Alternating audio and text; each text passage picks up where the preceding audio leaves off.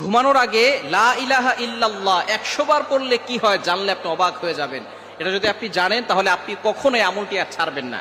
লা ইলাহা ইল্লাল্লাহ এই কালিমাটা আমরা জানি না এমন কেউ নাই। যারা মুসলমান আছি তারা আমরা সকলেই লা ইলাহা ইল্লাল্লাহ, আল্লাহ ছাড়া কোনো মাবুদ নাই, কি বলেন আছে? এই লা ইলাহা ইল্লাল্লাহর এতটা ফজিলত নবীজি সাল্লাল্লাহু আলাইহি ওয়াসাল্লাম জানিয়ে দিয়েছেন।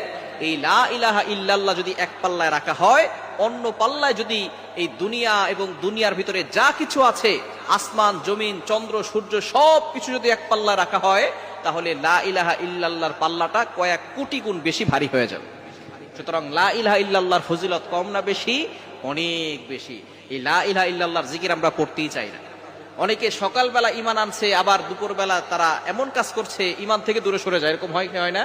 নবীজি সাল্লাল্লাহু আলাইহি ওয়াসাল্লাম বলে দিয়েছেন, শেষ জামানায় এমন অবস্থা হবে, সকালবেলা মুমিন থাকবে, সন্ধ্যাবেলা কাফের হবে, আবার সন্ধ্যাবেলা মুমিন হবে, সকালবেলা কাফের হয়ে যাবে। এই জন্য ঈমানকে নবায়ন করার জন্য বেশি বেশি করে লা ইলাহা ইল্লাল্লাহ পড়ার দরকার আছে না নাই? লা ইলাহা ইল্লাল্লাহ পড়লে আপনাকে আল্লাহ পাক রব্বুল আলামিন অভাব থেকে দূর করবেন, আল্লাহ তাআলা আপনার জীবনে বরকত দান করবেন, দুনিয়াতেও শান্তি দিবেন, আখিরাতেও আল্লাহ তাআলা শান্তির ব্যবস্থা করবেন। লা ইলাহা ইল্লাল্লাহ পড়ার দরকার আছে না নাই? নবীজি সাল্লাল্লাহু আলাইহি ওয়াসাল্লাম জানিয়ে দিয়েছেন, মান ক্বালা লা ইলাহা ইল্লাল্লাহ দাখালাল জান্নাহ, যে ব্যক্তি লা ইলাহা ইল্লাল্লাহ পড়বে উইল গো টু প্যারাডাইস, সে জান্নাতে চলে যাবে। তো লা ইলাহা ইল্লাল্লাহর ফজিলত কম না বেশি?